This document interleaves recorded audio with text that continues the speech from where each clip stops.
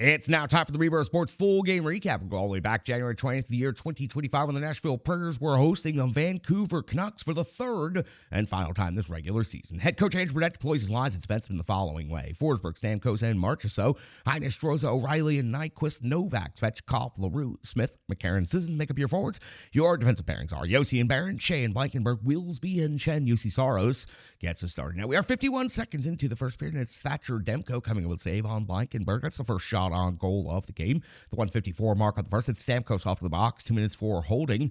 Saros comes up with a save on Besser. Saros then comes up with a save on Besser's redirect. That would do it for the Vancouver power play. The Predators are able to hold. 4:10 the first period. Now Saros comes up with a save on Höglander. 4:50 of the first period. Demko comes up with a save on Phil Forsberg. The 5:54 mark. The first period. It's Demko coming up with a save on O'Reilly at 7:11 of the first. Höglander with his fourth goal of the season.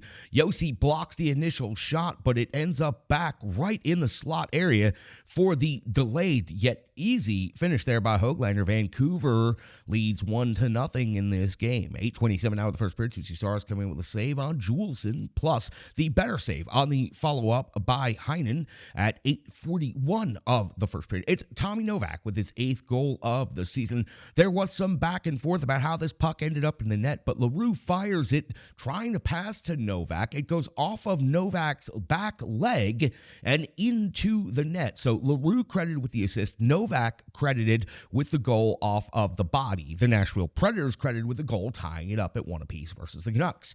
10:38 now in the first period. Saros coming with a save on Bluger at the 13:50 mark of the first period. It's Saros coming with a save on Myers. He came out far to attack this shot. Great aggressive goaltending here by Juuse Saros. At 15:49 of the first period, it's Demko coming with a save on Marchessault's one-timer. 18:25 of the first period. It's Demko with a save on Smith. We hit the end of the first period. The game is tied at 1 apiece. The teams have 13 shots each.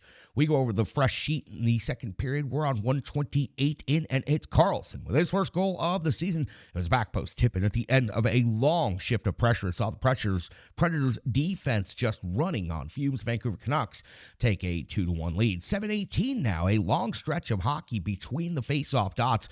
Aggressively played and challenged all the way, but really low event hockey for about 6 minutes after the Vancouver's second goal. They really tie up the neutral zone once they get ahead.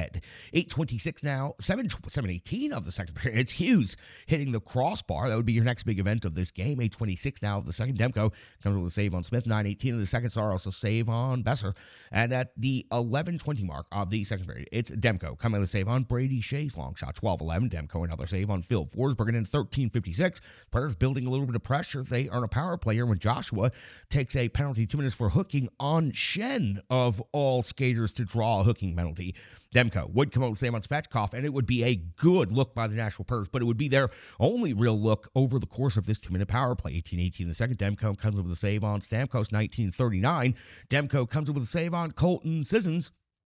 The Nashville Predators hit the intermission, outshooting Vancouver 21-16. So Vancouver only gets 3 shots on goal in the second period, but one of them finds its way into the net. We go to the third period. We are just 29 seconds in. It's Juuse Saros coming up with a save on DeBrusk at the 3:23 mark of the third. It's Pius Suter off the box, 2 minutes tripping on Sissons. Demko comes up with a save on Josi, and again, that would be it for the Nashville Predators. The Vancouver PK really stepping up aggressively and denying the Predators really anything outside, inside, or virtually anywhere.